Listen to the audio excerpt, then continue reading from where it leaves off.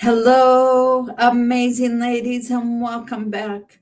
And today I'm going to talk about another incredible topic about forgiveness. So stay tuned.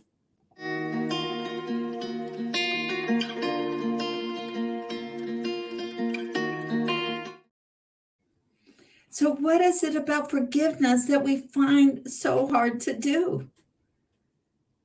Do we feel, I think oftentimes we feel that, people have wronged us in our life, and I have a right to feel angry at them. And I can hold on to this as long as I want, and nobody can tell me otherwise. And I can understand that point of view.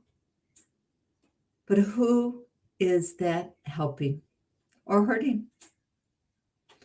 See, when we choose not to forgive people who have wronged us in our life, the only person it hurts the most is us.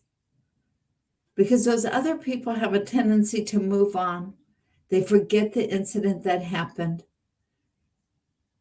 And yet we allowed this to take hold of our life, and we remember it, and we churn that event over and over and over and just brew up that anger even more, to the point where we don't feel they're worthy of being forgiven anymore.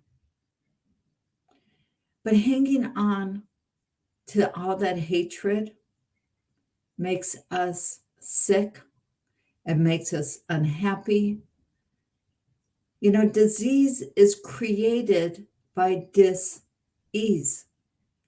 And a lot of times we bring on horrific diseases in our life only because we are not dealing with our emotions properly. And learning to forgive people is huge.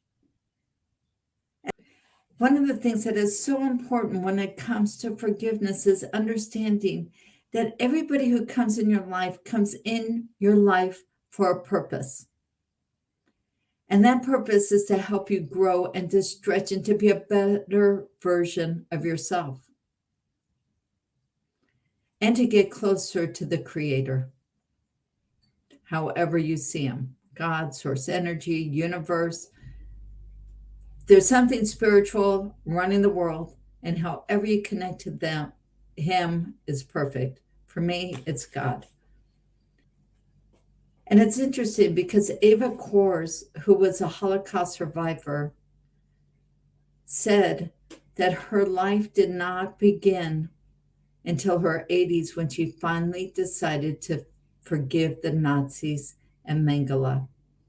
She was one of Mengele's twins, and he did horrific experiments on her and her sister. But for those 70 years or 65 years, I'm not sure exactly how old she was when she was in Auschwitz.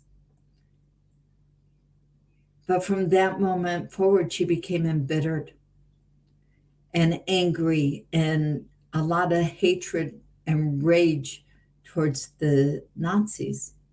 And understandably so, what they did was horrific. But she allowed what they did to her to permeate every relationship in her life. It affected her relationship with her husband. It affected her relationship with her kids. It affected her relationship with her siblings, whoever survived the war. It affected her relationship within her community. Because when people are embittered and when people feel like there is an injustice that is being served to them, it's very hard for them to move forward and see the light at the end of the tunnel. I have a friend who is going through a horrible, she's got the divorce, but the settlement of the property, this has been dragging on for 8 or 9 years. Her ex-husband is a narcissist and just is being really mean and not wanting to settle and just make her as miserable as possible. and she's giving him the power. Every day she feels frustrated that this thing isn't working out, and that he's just dragging his feet and her life's miserable and she doesn't know who to turn to. But this is consuming her now. And I feel really sad because even though I say to her, maybe you need to look at it differently and change your perspective, because this is all a test. This is for you even to say to God, like, I don't know why I have to go through this, but I thank you for it, even though I don't understand why. But I am not going to hang on to this anymore, because I know you can resolve this situation in a minute, and I'm going to turn it over to you. And then she can let it go. And she can do the same thing with her ex. Emotionally, he has still got as much power over her as he did when they were married.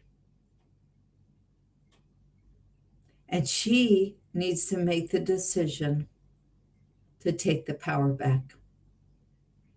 And we only can take the power back when we learn to forgive those people in our life that we feel have wronged us. I'm not saying this is easy. For sure it's not.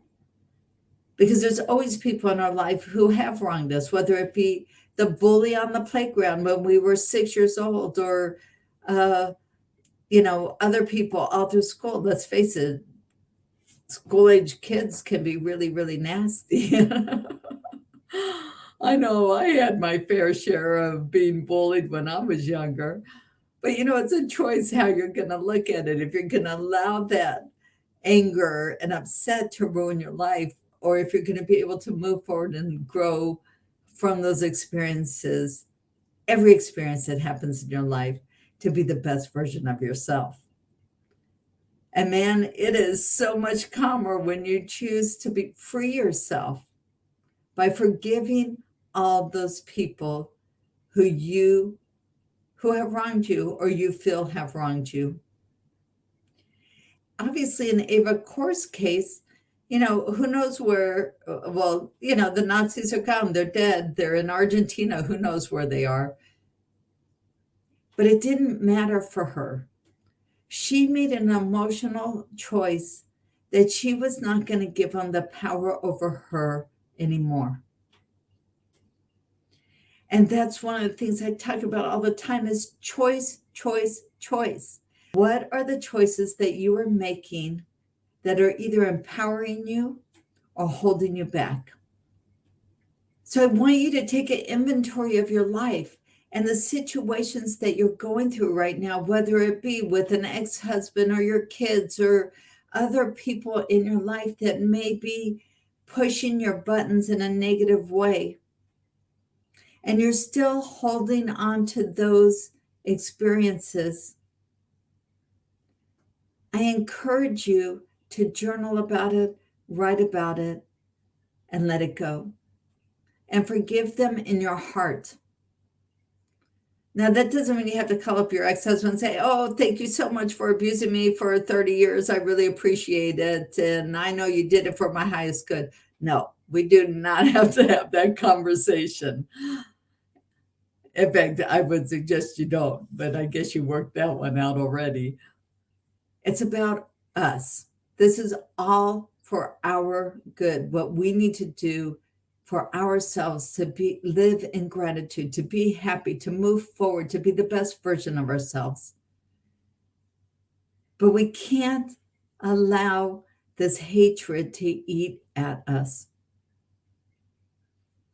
So I really, really want to encourage you to really look at what it is in your life, or the people in your life, the situations that have you so frustrated and so angry that you can't move past them. And then figure out a way to forgive, heal your heart, and move forward. It's one of the most empowering things you can do for yourself. And I know you ladies have it in there.